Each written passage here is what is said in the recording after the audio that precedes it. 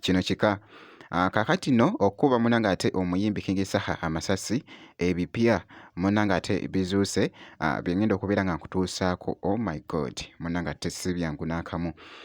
Kakati no ngenda kubeera nga mbikutuusaako so nga ate Nina Rose munanga ate avuddeyo ng'ali mukakasa munanga ate olunaku luno olwategekeddwa olwa Bobi Wine luyite munanga ate Bobi Wine's Day byengenda okubeera nga byonna nga mbikutuusaako mu maaso awo. Faani wa King Saha munanga ate kyakoze King Saha wano muganda wange kibadde kikambwe nnyo. Bampita Jaminati nsinza ku Jaminati Yogi kakasa nti osubscribinga kosa ate n'okumpeera video like kasita obeera nga tonnaba. Omuyimbi King Saha abuutikidde social media munanga ate n'ebibadde bitambula.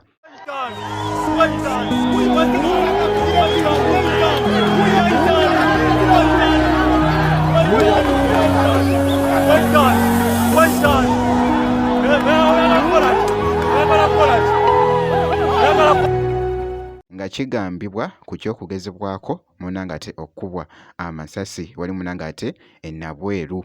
King Saha ekikutuuseeko olwaleero tulowooza nti kigudde bugwi ekintu kipulaningi kubanga Teacher Lumbuye yafulumya security alert eno mu Gwakutaano nga 12. Comrade Mansour King Saha then njiveeko njite yenna ali kumpi ne Comrade King Saha amutegeeza ebigambo bino nabyongera olunaku lunaseba kulabika ku mutimbagano njala biddamu ng'ate mbitaddemu information endala ategere ki ekituufu bwe kiri. 1. Mukulu King Saha wonna wooli kutegeeza nti weebereremu ng'enjogera ennaku zabweri abasajja tebatudde nga bwe nakunnyonnyola oluko olukutta lulimu abantu bangi nnyo nga bwe nakunnyonnyola ne Pastor Nadamu security King Saha nti waliwo ekivulu kyemugenda obeeramu oba kya King Saha oba kyammwe mwenna nga kya NBS kigenda kubeera Kololo. Mark my words, kyekivulu King Saha kyasembayo okuyimba mu bulamu. Bikyakutte munanga ate akati okwetolola eby'omuyimbi munanga ate King Saha si birungi munanga ate n'akamu era nga bitaddewoko obunkenke munanga ate eri abawagizi munanga ate ab'omuyimbi King Saha nti bannange ki ekigenda mu maaso. Omuyimbi waabwe nga basaba Mukama Katonda amukuume. So byembadde ndaba ebibadde munanga ate mu comment section okusinziira munanga ate ku butambi obw'enjawulo. So nga nkwongeddeyoko munnange kakati nno olunaku lwa Bobi Wine luyite munanga ate Bobi Wine's Day. Bobi Wine's Day luno olunaku basebo ne banyabo amanya n'eddoboozi nze Mama Sembabule era nga tuli wano ku nsonga ya first Sunday of every month egenda kubeera Bobi Wine's Day.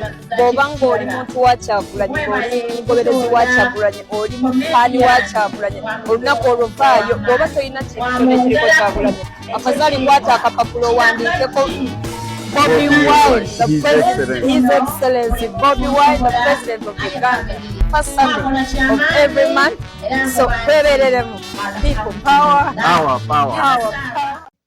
Lugenda kubeera nga buli mwezi nga lubaawo mu wiiki esembayo. Nina Rose abadde munanga ate bw'ati bw'abadde akakasa okugezaako munanga ate okulaga omukwano gwe balina munanga ate ku Bobi Wine kosa n'ebyo munanga ate byakoze bibeenyumirizaamu munanga ate eshaidi eyo okulaga omukwano munanga ate ku mukulu munanga ate Bobi Wine. So nabyo bibadde nga bikyakutte munanga ate vibe ndowooza munanga ate otegedde olunaku lugenda kubeera munanga ate buli Sande mu mwezi era nga bw'owudde munanga ate Nina Rose ng'ali mukakasa mu katambi ako omukulu munanga ate Bobi Wine. So nga nkwongeddeyoko kakati no faani wa King Saha TikToker ono by the way